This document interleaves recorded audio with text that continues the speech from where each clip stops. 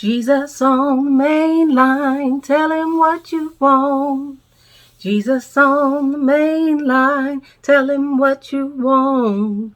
Jesus is on the main line, tell him what you want. You better call him up and tell him what you want.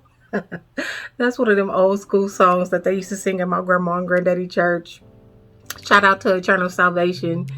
I love you guys. I'm praying for you guys always. They've lost a lot of great people during this in the last calendar year, and I am always there with you guys in spirit. I love you guys, and I'm praying for you all. We sang so many songs. When you talk about I call it the church honky tonk, because you going in and it's already a bounce. It's already a praise. You might as well take your shoes off if you like to shout, because you about to tear some floor up. You about to get up there and really shout. But it was just so much fun along with churching, and anybody who goes to church or who went to church or grew up in church, you know what churching is. You always at the church. We literally were at church 6 days a week. I think our only real day off was Thursdays. And really that turned into an impromptu clean up the church and do some other stuff. So we were always at church. My grandfather was a bishop, my grandmother a first lady. So it just kind of went with the territory of being born into a church family. But that song, Jesus is on the main line, tell him what you want. Sometimes I now ask God, what would you want me to want now? If that makes sense. I don't want to use God like aspirin. I don't want to just hit him up and ask him for things all the time. I want to say, God, am I doing what you purpose for me to do in this season of my life? Am I even hitting the mark at all?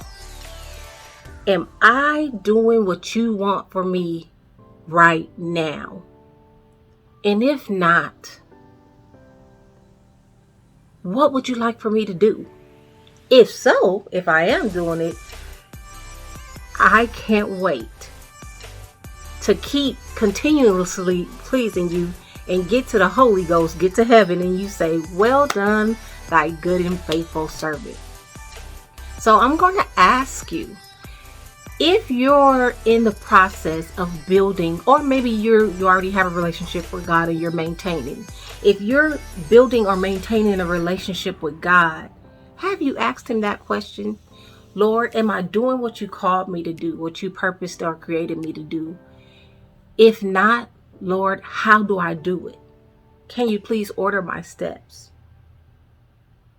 If I am, God, I thank you for the ability, the strength and the wherewithal to keep doing what you would have for me to do.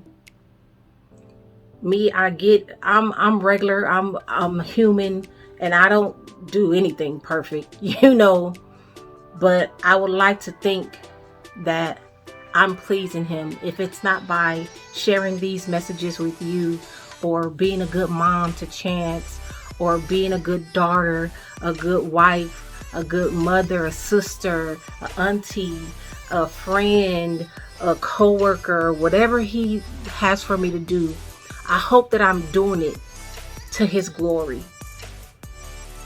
Everything I do, from the day that I said yes, I want to do it to the glory of God. And I want to encourage you to do the same thing. When he on that main line, ask him, Lord, am I doing what you purposed me to do? Am I doing what you created me to do? Don't just ask him for things. Give him glory.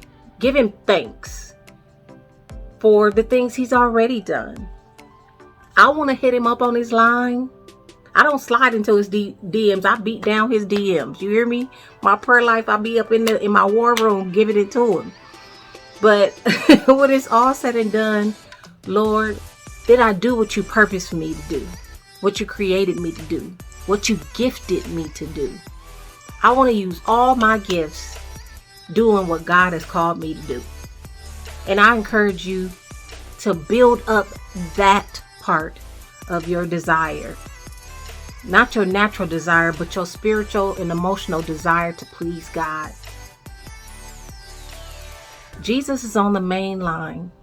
Ask him if you're doing what he called you to do. I'll talk to you guys later. Bye-bye.